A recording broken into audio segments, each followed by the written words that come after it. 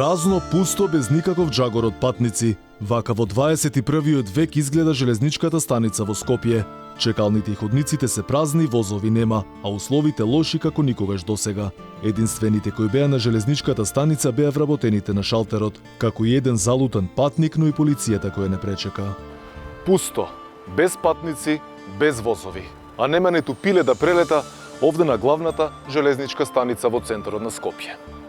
Иако железничката некогаш важела за синоним на градот, сепак за жал, денес состојбата е многу разочарувачка.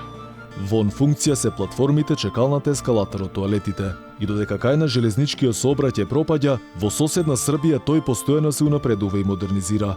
Конкретно во Белград се отвори нова главна модерна железничка станица, и тоа со 5 перони, 8 пруги и ресторани, која се простира на површина од 6000 квадратни метри. За реализација на овој проект беа вложени повеќе од 20 милиони евра.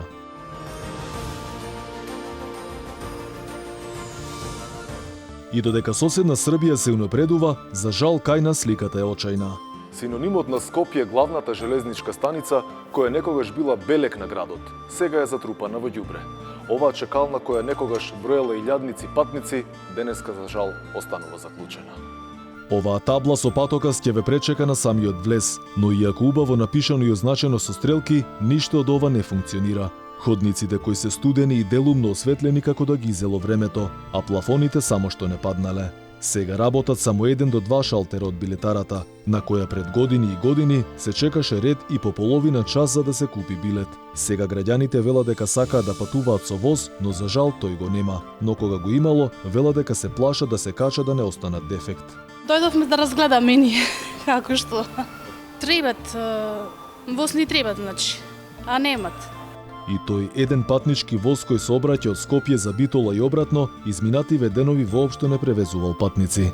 Кај нас последна инвестиција во железничката инфраструктура беше направена во 2016 година, каде беа донесени 6 нови патнички возови, кои беа набавени од кинеската компанија ЦРЦ.